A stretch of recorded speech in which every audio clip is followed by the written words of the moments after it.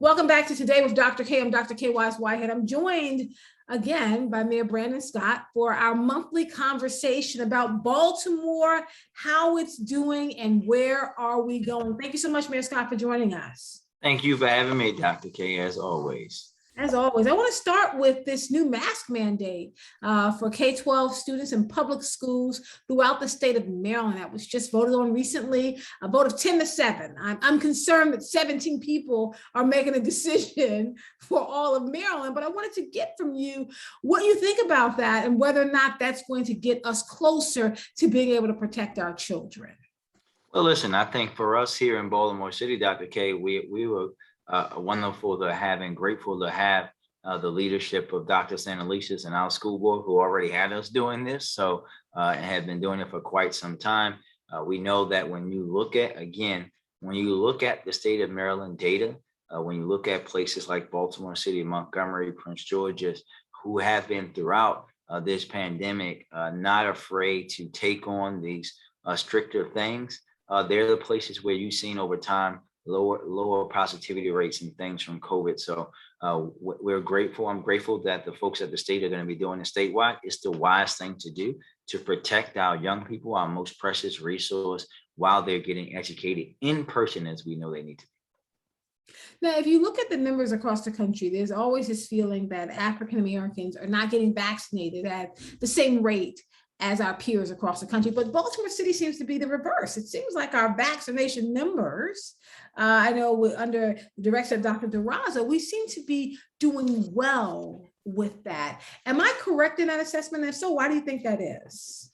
Well, I think, listen, we still have a very, very, very long way to go when we talk about vaccinations in Baltimore City, Dr. K. But we know that as you and I talk right now, we've had 64.6% of residents in Baltimore 12 or older with at least one dose of the COVID-19 vaccine, right? I think it's 68% when you go just adults on those who are 18 and above. But when you look at race here in Baltimore City, we know that we still have a ways to go, but we have vaccinated first or single dose 164,000 African-American Black people in Baltimore City, 142,000, almost 143,000 of us Black folks in Baltimore are fully vaccinated. 110,000 white people who are white are one dose, and 102,000 who are fully vaccinated. It's about the work, and we have a long way to go.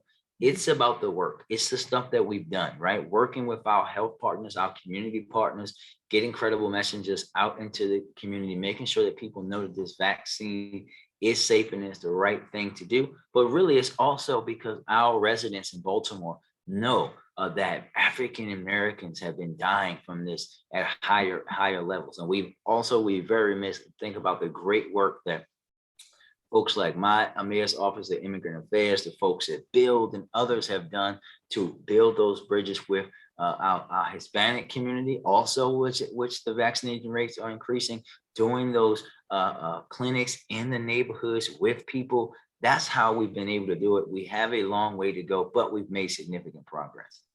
So with that in mind, as we are making this progress and connecting it with COVID, we understand the city is waiting on $640 million. I know that's not the exact amount, but somewhere in that atmosphere, right? A lot more than I have at this moment in my pocket. And so there's a push to have more oversight over the spending coming from the city council president. What does that look like for you in terms of oversight of how the money is spent?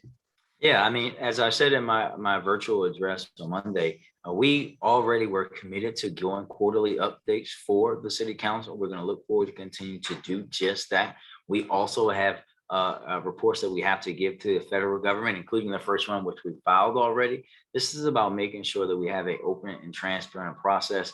We're going to do that. The first one is already scheduled with the council, but we're also going to be working with them to make sure that as we move through this, we're doing things in accordance with the federal guidelines and regulations so that we are not, Dr. K, getting ahead of the folks at Treasury and others who are designing for us how we have to go through this process. But we're looking forward to being open, transparent, and working with our partners on the council.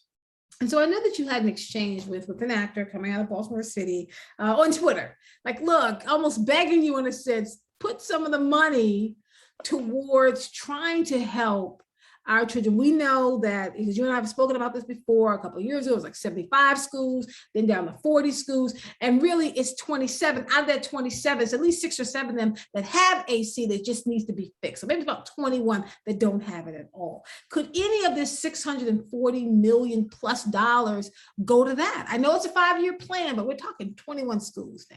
Yeah, I think the key, Dr. K, is 2 things. One, the city schools, actually separate from Baltimore City, has its own ARP money that they have, right? So we have to understand, as you know, that city schools is not a part of city government. They have their own several $100 million that they receive for the ARP funds. Again, I think that we have to understand, right? And I've been very clear about this because, I didn't have AC until I went to Mervo.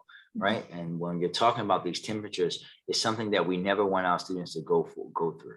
But I think that we also have to understand, as you know, these 21 schools, that plan, which has to be approved by the state, that was approved by the state, including the governor and the comptroller, who said there was no plan, but we'll leave that aside for a second, right? That capital money is being allocated for those programs, for those renovations, and or just the HVAC fixes by the state in accordance with that plan. The plan is now to go from 21 to 0 to make sure that happens. The funding is being allocated already. Excuse me, Dr. K. Mm-hmm.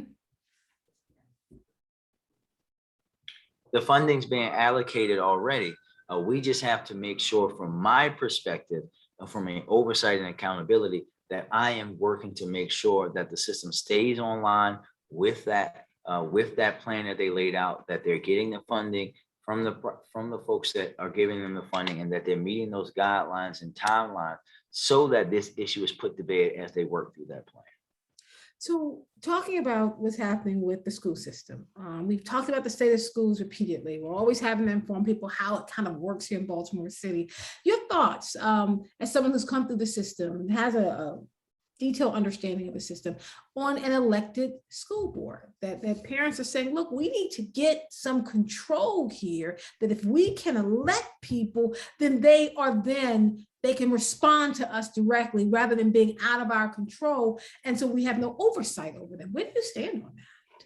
Yeah, I'm on the record. We know that we're going to be getting elected school board members come next year. I'm looking forward to seeing how that plays out. I believe that we should have some balance, right? I think that there is something to say on both sides, really. Like I said, I was someone that advocated for the bill that allowed us to have these first 2. And as we work through that, we can see what's the best model going forward for Baltimore. Because I think, Dr. K, that you'll hear, from people on both sides of the aisle, folks who come from places that have full elected school boards who think they should have a hybrid, or they should go the full way of appointment, and vice versa. What I like to do is say, okay, we've already established that we're going to have some elected school board members. We already have some appointed school board members. Let's let all of those folks get into place, and let's see how the system progresses with this new model. And then we should make an assessment on how we should change and make more alterations. But what I don't want us to do is make more alterations before the new elected school board members even get there. We have to give them a chance, and the existing board members and structure a chance to work together in support of our city school students before we make further changes. Now, you're still in your first year, so we're still getting started here as mayor. I want to ask you, is Baltimore City better under your leadership? And give me 1 or 2 things, like you could point to these 2 things, like I did that. So if nothing else, if I stop right now, I know that I've pushed Baltimore City a little bit farther down the path. Yeah, when you think a few things, Dr. K, we know, that we just received some great news, right? Great news. When you talk about a report that came out from Johns Hopkins, that Baltimore City is in the top 3 of jurisdictions across the United States for vaccination rates and COVID things for jurisdictions of similar characteristics. That's a huge thing. We're also in the lowest of 20% for the cumulative COVID-19 incidence rate and the lowest 30% for mortality rates. That's about saving lives, right? And that's about something that I know that I can lay my head down at night and say, if you did not do those things, many of which that made a lot of people mad with me, even my own family members and friends, that more people in Baltimore would have died, and they didn't. When you think about us coming in and starting to push our city government to be a 21st century city government, for us to go and come in and making sure that we're no longer doing timesheets by hand, that we're modernizing things in our DPW, that we restarted recycling, all of these things that we've done, that we've opened more rec centers since I've been in this position, and set to open even another one come next month. Those are things that I know. And of course, put Baltimore on the plan finally to have a comprehensive strategy to reducing gun violence. I like that. And so when I wrap up, I know we don't have much time with you, and I appreciate the time that we are going through this. I think about Augusta Fell Savage, the Institute of Visual Arts. Well, I have to ask about that because there's a feeling that parents are saying, like, maybe we need to do a class action lawsuit. Maybe there's some miseducation of our children going on. And while we're trying to figure it out, children are suffering. So just kind of comment on that and where you stand on this. Yeah, I think that the key thing for me, Dr. K, and this is no shade at your fellow media partners, but I think everyone has to understand this. This investigation was not conducted because a certain TV station that should be named nameless found out that this incident happened. This was done years ago by the school system because they caught it. They did exactly what we, for many, many years, have asked North Avenue and the leadership at city schools to do. When teachers and faculty members and staff members are doing the wrong thing by our students, that they have systems in place to catch it. They did just that. They handle it appropriately. They're disciplining and have disciplined folks appropriately and made the adjustments for our students. We have to acknowledge that while we also acknowledge the struggles. We can't say out of one side of our mouth that we want the school system to hold people accountable. And then when they do it, and they do it in a way, everything doesn't have to be something that they go out and say, right? Especially when we're talking about our young people. And as I had to say to that certain media station, they have turned this into clickbait, right? Because the reality is the parents and the students who were impacted by this knew years ago about the investigation and the things that were taking place and were happening. Those are really the only people that I care about knowing, because they're the ones who had to deal with each and every day. It's not you. We cannot allow folks to think that they can just constantly imagine how those students feel. They've already been through that trauma one time. And now every single day, because someone wants to just use our students as clickbait for their ratings or for their alternate agenda, they have to continue to see it. We're going to continue to make sure that we're building a better, more accountable system. Having it not be underfunded by $300 million a year to the state will help with that. And for folks who might say, well, they're not doing well with the money they're given, look at their audits. The state of Maryland audits Baltimore City Public Schools, and they are not saying that they are abusing their money. And we know there's a certain someone in Annapolis who would be screaming from high holy hell if city schools had a very bad audit, but he's mum on that subject because they're not. We're also not, Dr. K. We have to stop allowing folks to overshadow the great that our city school students and our schools do each and every day. We didn't talk about, right? And I beg members of the media, not you, members of the media, to showcase that Baltimore City opened 5 new school buildings to start the school year, right? That's a record for us, right?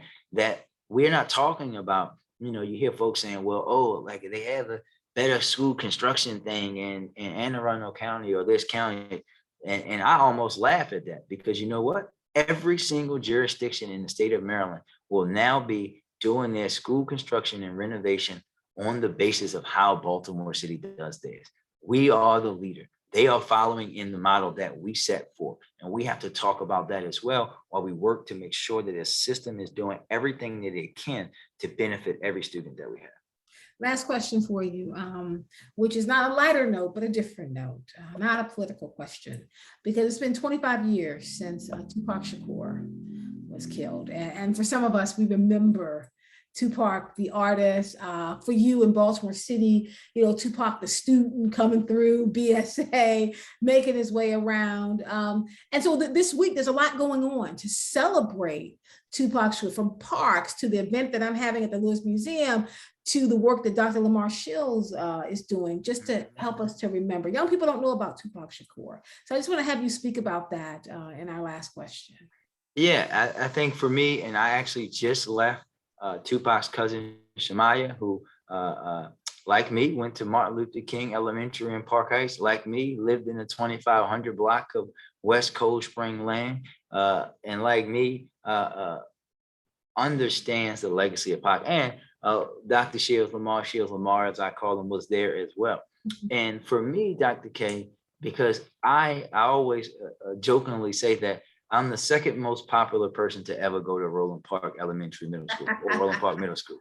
The number one person is Tupac, because he was there. I was in 7th grade when Pac died. And for us, who we looked up to Pac and his music, because we knew, right? Imagine being a youngster, and you know, when you're in that middle school age, that's when you're really finding yourself with the music that you like.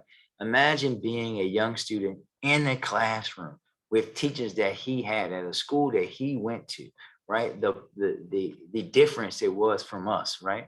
And I think the young folk need to understand about Tupac is that, one, that you can be complicated, right?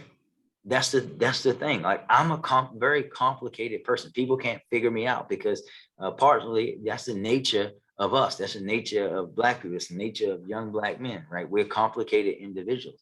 But you also, through that complication, people can recognize you for your message, for the things you accomplish, for the things that you want for your people. And we know that Pac wanted nothing better for us as a people to be better. And we know he loved Baltimore. He talked about that all the time, right? He wished he never left Baltimore, as he would say.